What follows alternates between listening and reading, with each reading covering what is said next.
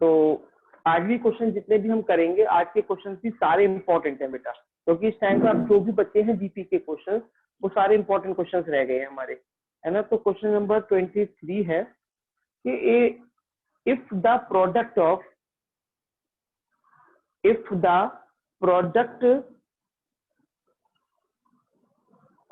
if the first and nth term of GP are A and B, उन्होंने बोला है किसी GP का फर्स्ट टर्म A है एंड nth टर्म B है, यानी फर्स्ट टर्म तो A दे रखा है, यानी कि बेटा क्वेश्चन नंबर 23 हम कर रहे हैं, A1 तो आपको A दे रखा है, पहला टर्म बेटा बिल्कुल अभी शुरू किया है मैंने, कुछ भी नहीं अपनी अभी नहीं कराया है, कि if the first and nth term of GP are A and B, कि किसी जीपी का पहला टर्म ए है, पहला टर्म ए, तो A1 इक्वल टू ए दे रखा है आपको, एंड nth टर्म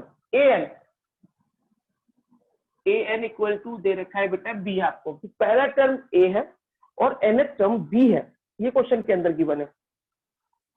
अब आगे क्या बोला हुआ है बेटा, if P is the product of n term, P क्या है, n टर्म का प्रोडक्ट है, यानी पहले n टर्म को अगर मैं मल्टीप्लाई करूं तो वो P के इक्वल आता है ना, ये आपको दे रखा है, P equal to A1 into A2 into A3 dash dash dash कहां तक AN, यानी पहले n टर्म का मैं मल्टीप्लाई कर दूं तो वो P के इक्वल दे रखा है, डन, यहां तक भी ठीक है। तो आपको प्रूफ क्या करना है, टू प्रूफ करना है आपको, P square equal to AB की पावर n, ये आपको प्रूफ करना है बेटा। पहले बताओ क्वेश्चन समझ में आया क्या बेटा आप सबको? इन्होंने बोला, मैं क्वेश्चन दोबारा से रिपीट कर देता हूं आपको। क्वेश्चन में कहा गया है कि किसी जीपी सीरीज का पहला टर्म ए है, एनवा टर्म बी है एन, और उसके बाद इन्होंने बोला कि पहले एन टर्म का मल्टीप्लाई हम करें, A1 A2 A3 dash dash dash कहां तक एन टर्म तक का मल्टीप्लाई करें तो वो किसके बराबर आएगा, P के बराबर आएगा, है ना। और आपको प्रूफ क्या करना है, P square equal to AB की पावर n, ये आपको प्रूफ करना है। ठीक है, कैसे करेंगे बेटा, सबसे पहले A1 तो A है, इसका तो मैं कुछ कर नहीं सकता, पहला टर्म तो A है, इसका तो कोई दिक्कत नहीं है, लेकिन AN इक्वल टू B दे रखा है बेटा आपको।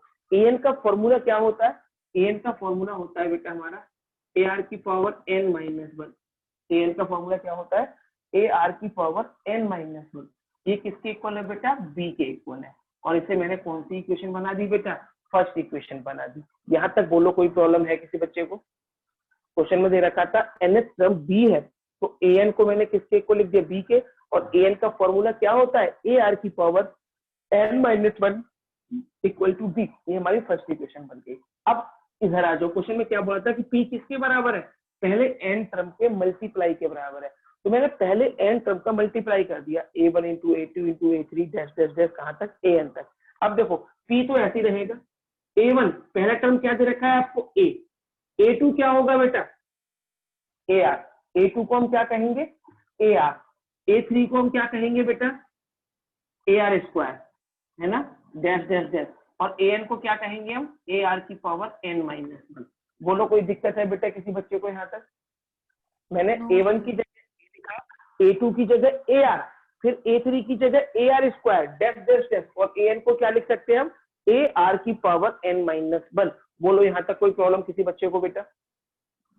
No sir. आप सुन रहे हैं बेटा, आप नोट मत करना बेटा, थोड़ा से ट्रिकी क्वेश्चन है ये। P, ये बेटा एक बात हो, A और A, मैं आपको बोलूं A इंटू A दो बार लिखा हुआ है तो कितना होगा, A स्क्वायर A स्क्वायर हो जाएगा। अगर A इंटू A 5 बार लिखा हुआ है तो कितना होगा, A की पावर 5 A की पावर 5 A की पावर 5। और यस बेटा, अगर A into A n term तक लिखा हुआ है, A इंटू A A की पावर n A की पावर n। A की पावर है, तो ये A इंटू A पूरे n टर्म तक दे रखा है, तो इसकी जगह क्या हो जाएगा बेटा A की पावर n, है ना। अब ये R की पावर की बात करें, यहाँ पे 1 है, यहाँ पे 2 है, अगले टर्म में 3 होगी, सब में अलग अलग पावर है, लेकिन अगर बेस सेम होता है तो पावर ऐड हो जाती है, तो R की पावर क्या हो जाएगी बेटा 1 + 2 + 3 डैश डैश डैश, लास्ट में क्या आएगा n माइनस 1। बोलो कोई दिक्कत नहीं है यहाँ तक? कोई दिक्कत बेटा किसी को? No sir. अच्छा अब सुनना बेटा मेरी बात ध्यान से, मैं थोड़ा सा आपको अलग से समझाता हूँ। एक फॉर्मूला है कि अगर 1 + 2 + 3 + डैश डैश डैश n तक है, 1 + 2 + 3 डैश डैश डैश कहाँ तक है, n तक है, तो इसका फॉर्मूला होता है n + 1 अपॉन में 2। क्या होता है बेटा इसका, 1 + 2 + 3 डैश डैश डैश कहाँ तक है, n तक है, तो इन सभी का सम का फॉर्मूला क्या होता है, n + 1 अपॉन में 2। ये फॉर्मूला होता है बेटा हमारा, है ना। अगर मैं यहाँ पे जो लास्ट है n वो आता है, अगर मैं ऐसे बोल दूं 1 + 2 + 3 + डैश डैश डैश लास्ट में n - 1 कर दूं, लास्ट में क्या कर दूं बेटा n - 1, तो इसका फॉर्मूला क्या बन जाएगा, यहाँ n है, यहाँ n था तो यहाँ n आया, और यहाँ n - 1 है तो n की जगह क्या आ जाएगा n - 1, तो क्या आएगा n - 1 × n अपॉन में 2। ये लिख लेना बेटा फॉर्मूला कि अगर 1 + 2 + 3 डैश डैश डैश कहाँ तक है, n - 1 तक है ना, तो उसका फॉर्मूला क्या बनेगा n - 1 × n अपॉन में 2। तो देखना बेटा r की पावर क्या दे रखी है आपको, 1 + 2 + 3 डैश डैश डैश डैश कहाँ तक दे रखा है आपको, n - 1 तक दे रखा है, तो क्या हो जाएगा p = a की पावर n, और r की पावर क्या हो जाएगी बेटा n - 1 × n अपॉन में 2। बोलो कोई दिक्कत बेटा, यहाँ तक नोट मत करो चाहे बेटा, अभी आप अभी थोड़ा समझने पर ध्यान दीजिए प्लीज। यहाँ तक बताओ कोई दिक्कत है किसी बच्चे को। अब सुनो बेटा, अब आगे क्या करेंगे, अब आगे सुनना, ये p के इक्वल टू में है, लेकिन जो मुझे प्रूफ करना है उसमें मुझे क्या लाना है, p का स्क्वायर लाना है। तो यहाँ p पे स्क्वायर कैसे आ सकता है बेटा, यहाँ पे मुझे स्क्वायर लाना है, तो स्क्वायरिंग बोथ साइड कर दो बेटा, squaring both side, squaring both side करेंगे तो क्या हो जाएगा बेटा, यहाँ पे हो गया p स्क्वायर, यहाँ पे क्या हो गया बेटा p square equal to a की पावर क्या होगी 2n, a की पावर क्या होगी बेटा 2n, और r की पावर क्या होगी बेटा n - 1 × 2 से 2 कट जाएगा बेटा ये।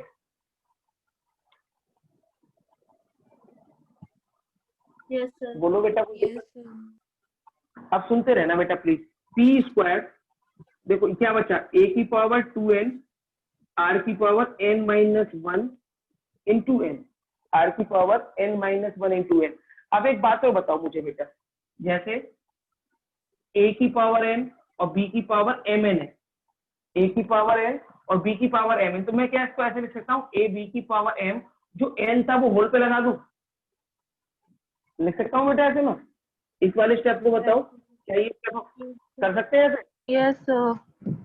अब देखो यहाँ पे भी a की पावर में भी n है, r की पावर में भी n है, तो मैं क्या इसको ऐसे लिख सकता हूँ p square equal to a square r की पावर n - 1 की होल पावर n, लिख सकता हूँ बेटा मैं इसको। Yes sir. Yes, sir. ठीक है, बस एक लास्ट स्टेप बचा है, मैं ये रख कर रहा हूँ, इधर का पोर्शन ये वाला इधर करूंगा और 2 लाइनें लिखूंगा, क्वेश्चन कंप्लीट हो जाएगा बेटा फिर आपका। ध्यान से समझना बेटा आप इस क्वेश्चन को, क्या करना है मुझे अब, पी स्क्वायर की जगह पे पी स्क्वायर, क्या मैं ए स्क्वायर को a इंटू ए लिख सकता हूँ बेटा? Yes sir. बस मैंने क्या किया, ए स्क्वायर को a इंटू ए लिख दिया, r की पावर n - 1 अपनी जगह पे, होल पावर n अपनी जगह पे, बस मैंने क्या किया, जो ए स्क्वायर था यहाँ पे ए स्क्वायर, उसको मैंने क्या लिख दिया a इंटू ए लिख दिया। अब देखना बेटा इसको पहचानते हो बेटा, फर्स्ट इक्वेशन में किसके बराबर दे रखा है, फर्स्ट इक्वेशन में a r की b के, तो क्या हो जाएगा P square equal to a, यहाँ पे मैंने लिख दिया b, A B square. A B की पावर n है ना बेटा ये, oh sorry sir. Yes sir. बोलो बेटा कोई प्रॉब्लम इस क्वेश्चन में, नोट कर लिए, कर लो आप इसे एक बार जल्दी से, फटाफट से नोट कर लो बेटा इस क्वेश्चन को।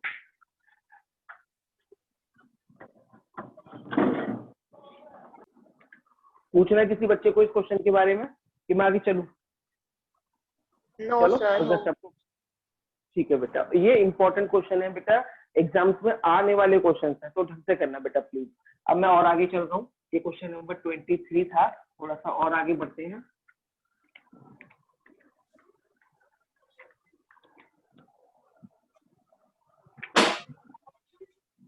क्वेश्चन नंबर 23 के बाद अब मैं आपको कराऊंगा क्वेश्चन नंबर 24। ये भी थोड़ा ध्यान से समझना बेटा, थोड़े थोड़े ट्रिक है इन क्वेश्चन में, बाकी कुछ भी नहीं है। क्वेश्चन नंबर 24 देखिए, क्वेश्चन नंबर 24 में क्या कहा है, show that the ratio of sum of first N term of GP. उन्होंने बोला जीपी के पहले एन टर्म का सम, ठीक है, पहले एन टर्म का सम निकालो जीपी का, और उसके बाद क्या बोला है कि the sum of term from n+1 to 2n term, फिर n+1 से 2n तक का सम निकालो, ठीक है, और उनका रेशियो निकालेंगे तो 1/r की पावर n आएगा। ये क्वेश्चन में कहा है। जैसे मैं आपको बोलूं कि बेटा पहले 10 टर्म का सम निकालो, जैसे मैं आपसे कहूं कि बेटा पहले आप फर्स्ट 10 टर्म का सम निकालिए, पहले 10 टर्म का सम निकालो, और उसके बाद 11वें टर्म से लेके 20वें टर्म तक का सम निकालो, फिर उनका रेशियो निकालो, तो 1/r की पावर n आना चाहिए। ये मैंने एक एग्जांपल के तौर पर दिया समझाने को। लेकिन इस क्वेश्चन में क्या है कि पहले n टर्म का सम निकालो, फिर n+1 से 2n तक का सम निकालो, फिर दोनों का रेशियो निकालो सम का, तो 1/r की पावर n आना चाहिए। क्या क्वेश्चन समझ आया बेटा आप सबको? सर रिपीट करते हैं एक बार। क्वेश्चन में ये कहा है कि पहले n टर्म का सम निकालो, पहले n a1 a2 a3 से लेके कहां तक an तक के टर्म का सम, फिर an+1, an के बाद कौन सा टर्म आएगा, nth टर्म के बाद अगर मैं नेक्स्ट टर्म की बात करूं तो कौन सा टर्म आएगा, an+1। तो उन्होंने कहा कि अगर मैं n+1 टर्म से लेके 2n तक का सम निकालू, पहले n टर्म का निकाल चुका सम, फिर n+1 से 2n तक का सम निकाला, फिर दोनों का रेशियो निकाला, तो 1/r की पावर n आना चाहिए। ये है क्वेश्चन में लिखा हुआ। क्या अब आया बेटा आप लोगों को क्वेश्चन समझ? Yes, sir. तो चलो क्वेश्चन में क्या कहा गया था, पहले n टर्म का सम, फिर अगले n टर्म का सम, तो मैं पहले n टर्म का सम निकालूंगा, पहले n टर्म का सम। तो पहले n टर्म का सम निकालने के लिए मान लो पहले n टर्म कौन कौन से हैं, a1 plus a2 plus a3 dash dash dash an, है ना, ये पहले n टर्म है, ठीक है। तो पहले n टर्म का सम का फॉर्मूला सबको पता है ना बेटा, सम ऑफ n टर्म का फॉर्मूला क्या होता है, जो पहले है Sn, sum of first n term Sn, a 1 - r की पावर n अपॉन में 1 - r, ये फॉर्मूला होता है बेटा पहले n टर्म के सम का। यस और नो? इन्होंने बोला कि पहले n टर्म का सम तो यही आएगा बेटा, पहले n टर्म का सम का तो फॉर्मूला ही पता है मुझे। लेकिन अब इन्होंने क्या कहा है, अब आगे की कहानी है ट्रेजेडी इस क्वेश्चन में कि n+1 से an तक तो ये हो गए, अगला टर्म क्या आएगा an+2, सॉरी an+1, अगला टर्म क्या आएगा an+2, अगला टर्म क्या आएगा an+3 dash dash dash, last में क्या है a2n, कि भाई अब an+1 से लेके a2n तक के टर्म का सम निकालो, कि an+1 से लेके a2n तक के टर्म का सम हमें निकालना है बेटा। और ये सम निकालने के लिए, ये जो दे रखा है, ये सम निकालने के लिए अब हमें इसकी वैल्यू रखनी पड़ेगी बेटा। an+1 को हम क्या लिख सकते हैं, an+1 को क्या लिख सकते हैं हम, ar की पावर n प्लस, इसको क्या लिखेंगे हम, ar की पावर n+1, इसको क्या लिखेंगे ar की पावर n+2 डैश डैश, इसको क्या लिखेंगे ar की पावर 2n - 1। अब मुझे इस ये जो सीरीज मैंने बनाई है, इस सीरीज के n टर्म का सम निकालना है, तो मैं इसको क्या करूंगा s डैश मान लूंगा, s डैश n, पहले टर्म का तो एसएन माना पहले n टर्म का, अब मैं अगले n टर्म का सम निकाल रहा हूं, तो उनको मैंने सम को रिप्रेजेंट किया s डैश n।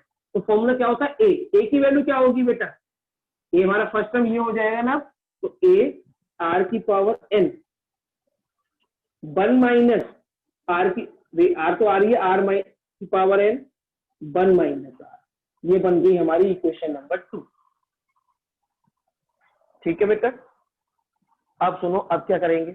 अब क्वेश्चन में क्या है, अकॉर्डिंग टू क्वेश्चन इनका रेशियो निकालना है, यानी आपको निकालना है Sn upon S dash n। Sn कितना था, a 1 - r की पावर n अपॉन में 1 - r, अपॉन में S डैश n की वैल्यू कितनी है, a r की पावर n 1 - r की पावर n अपॉन में 1 - r, दोनों को मैंने अपॉन में रख दिया, 1 - r से 1 - r कट गया, 1 - r की पावर n से 1 - r की पावर n कट गया, a से a कट गया, क्या बच गया बेटा 1/r की पावर n। यही लाना था बेटा एग्जाम क्वेश्चन के अंदर। सर एक बार सेकेंड इक्वेशन से दोबारा समझा दो। यहाँ से सर एक बार सेकेंड इक्वेशन कैसे बनी एक बार वो भी समझा दो प्लीज। बेटा ये मान लो 10 टर्म है, ये मान लो कोई सीक्वेंस है आपका, ये कोई सीक्वेंस है सपोज, इस सीक्वेंस का सम निकालना है ना। तो सम कैसे निकालते हैं, जैसे ये देखो जीपी सीरीज है, सम में आर आर का रेशियो आ रहा है, इसका मतलब ये जीपी सीरीज है और इस जीपी सीरीज का मुझे सम निकालना है। तो सम निकालने का फॉर्मूला क्या होता है बेटा, ये ऊपर लिखा हुआ है ए 1 माइनस आर की पावर एन अपॉन में 1 माइनस आर, यही फॉर्मूला होता है बेटा। तो बताओ ए कितना है, इस वाली सीक्वेंस का फर्स्ट टर्म कितना है, ए आर की पावर एन।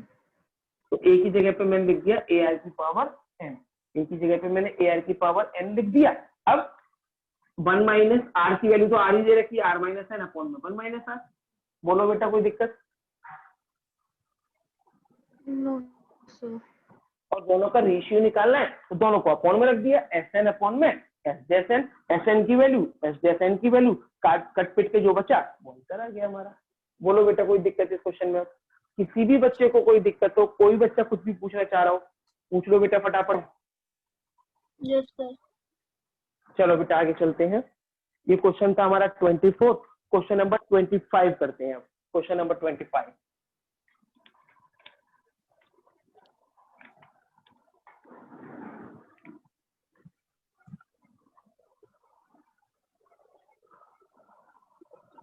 क्वेश्चन नंबर 25 देखेंगे बेटा। अब आप क्वेश्चन नंबर 25 में कहा है A B C D are in G P, 4 term है।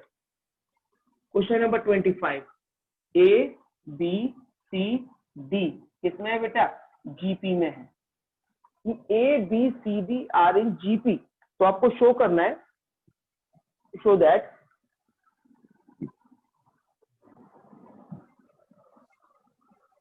A square plus B square plus C square, B square plus C square plus D square equal to A B plus B C plus C D का whole square.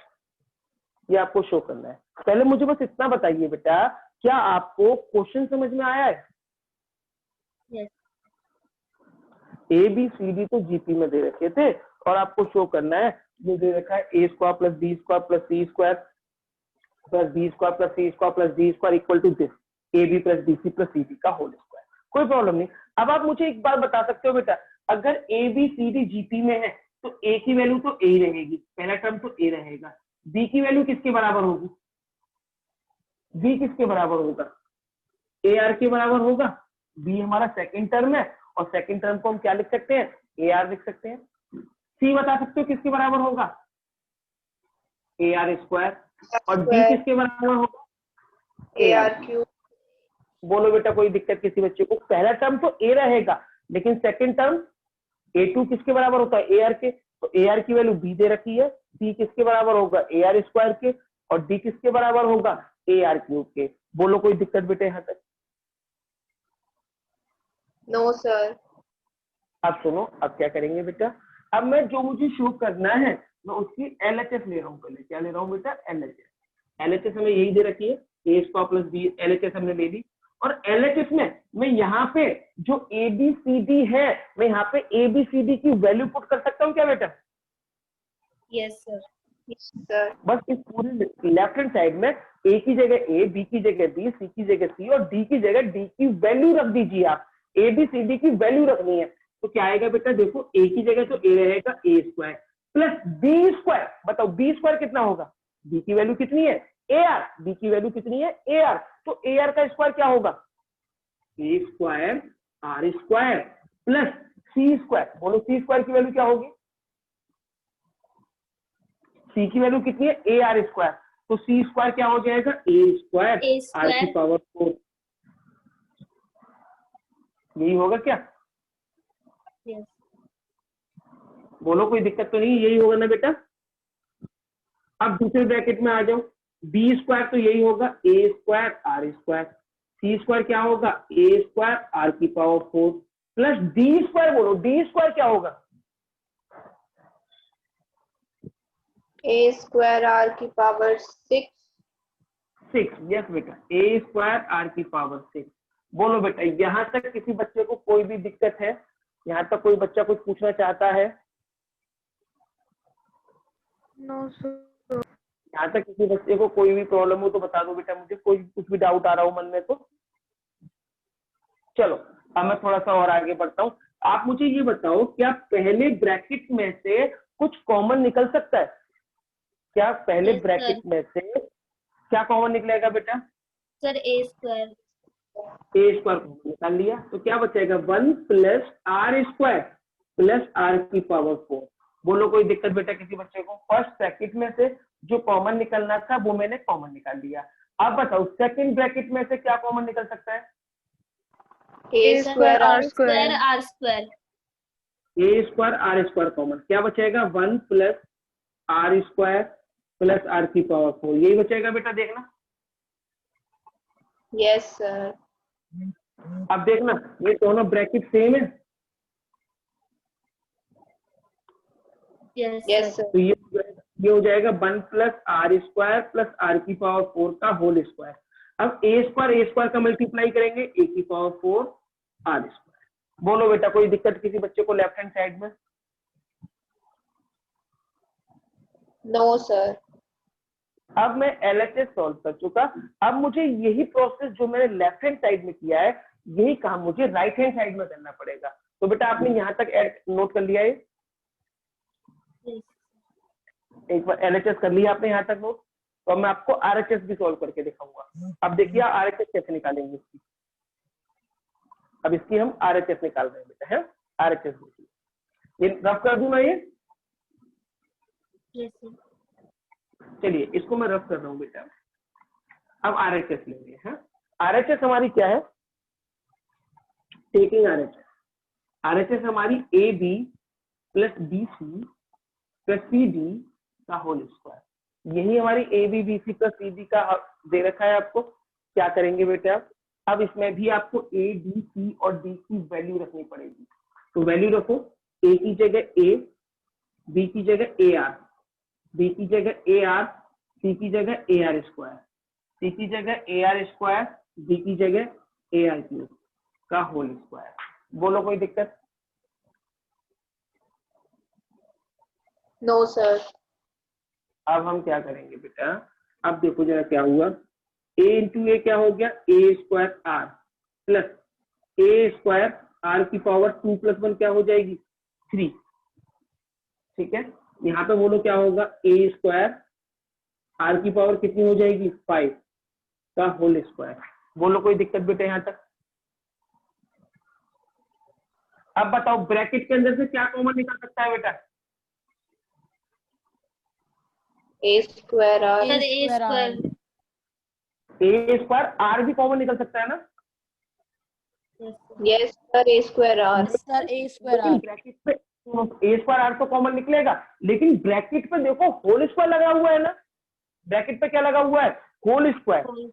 तो बाहर आके क्या हो जाएगा बेटा? वो बाहर आके हो जाएगा ए की पावर तो 4 हो जाएगी और आर स्क्वायर। बोलो कोई दिक्कत बेटा किसी बच्चे को?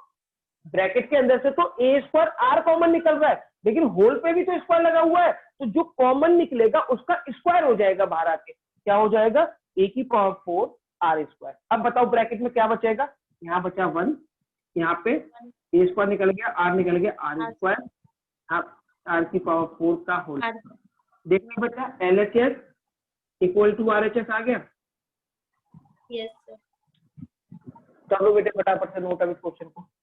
एलएचएस इक्वल टू आरएचएस हमारा आ चुका है। फटाफट से आप नोट करें इस क्वेश्चन को।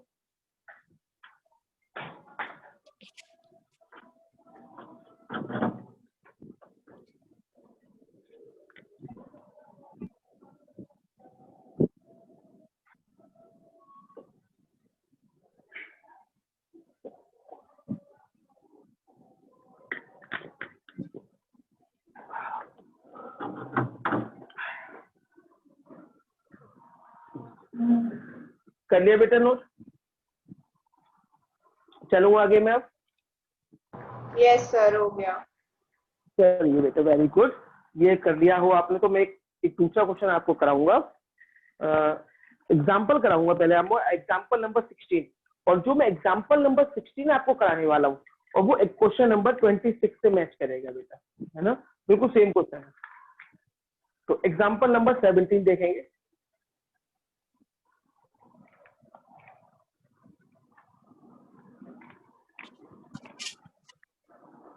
एग्जाम्पल नंबर 17 में कहा है insert 3 number, insert 3 number between 1 and 256। 1 और 256 के बीच में आपको कोई 3 नंबर इंसर्ट करने हैं, 3 नंबर्स इंसर्ट करने हैं, सच दैट कि जो पूरा सीक्वेंस है वो किसमें रहे, जीपी में रहे। ठीक है, कि जो भी सीक्वेंस है हमारा वो सीक्वेंस किसमें हो, जीपी में हो। ये हमें निकालना है। कैसे निकालेंगे बेटा, सोचो जरा। 3 नंबर इंसर्ट करने हैं, 3 नंबर इंसर्ट करने हैं, तो क्या होगा बेटा 3 नंबर इंसर्ट करने के लिए, G1, G2, G3। मैंने मान लिए कि मैंने 3 नंबर इंसर्ट कर दिए, G1, G2 और G3। बोलो यहां तक कोई प्रॉब्लम किसी बच्चे को? No sir. अब ये 3 टर्म आपको ये पूरा सीक्वेंस अगर जीपी में है, कि अगर ये पूरा सीक्वेंस जीपी में है तो बेटा बताओ फर्स्ट टर्म क्या होगा, ए की वैल्यू कितनी हो गई, 1। बोलो कोई दिक्कत? Last term first, second, third, fourth, fifth, 5वां टर्म क्या है आपका, A5 कितना दे रखा है, 256। बोलो बेटा यहां तक कोई प्रॉब्लम किसी बच्चे को? पहला टर्म है 1, 5वां टर्म है 256, 256। बोलो बेटा यहां तक कोई दिक्कत? No sir. अब A5 को क्या हम AR की पावर 4 लिख सकते हैं? A5 को हम AR की पावर 4 लिख सकते हैं। हम A5 को लिख दिया AR की पावर 4 इक्वल टू 256। A की वैल्यू कितनी दे रखी है, 1। तो मैं यहाँ पे A की जगह A की वैल्यू रख दूंगा, A की वैल्यू रख दो, तो 1 रख देंगे तो R की पावर 4 इक्वल टू 256। बताओ ये इसके प्राइम फैक्टर करके बताओ कितना आएगा, R की पावर 4। क्या मैं इसको ऐसे लिख सकता हूँ, 4 की पावर 4 लिख सकता हूँ बेटा? 256 को क्या हम 4 की पावर 4 लिख सकते हैं? बताओ जल्दी से बेटा, क्या 4 की पावर 4 लिखा जा सकता है इसको?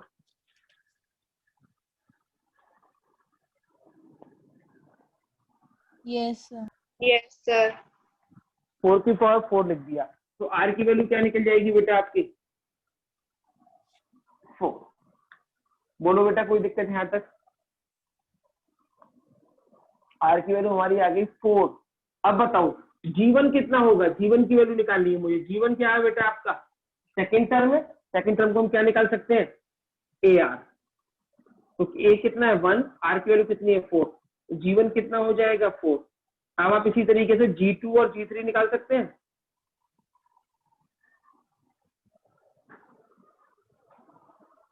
बोलो बेटा, G2 किसके बराबर होगा, AR स्क्वायर के, और G3 किसके बराबर होगा, AR क्यूब के। हो जाएगा बेटा क्वेश्चन अभी? यस सर, हो जाएगा। अच्छा अब मुझे बताओ जरा बेटा, क्या आप एक बार पढ़ के देखो, क्या आप क्वेश्चन नंबर 26 कर सकते हैं?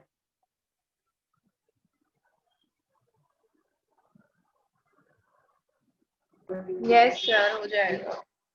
तो वो बेटा वो वाला क्वेश्चन आपका होमवर्क में क्वेश्चन है। अब इस एक्सरसाइज में केवल 3 क्वेश्चन रह गए हैं जो मुझे कराने हैं और जो मोस्ट इंपॉर्टेंट है, उसके अलावा उन क्वेश्चन की कोई वैल्यू नहीं है। यानी 3 क्वेश्चन है बेटा अब आपके पास, 27, 28 और 29। ये 3 क्वेश्चन ही इंपॉर्टेंट है, तीनों क्वेश्चन, मतलब आज की क्लास के भी सारे क्वेश्चन, कल 3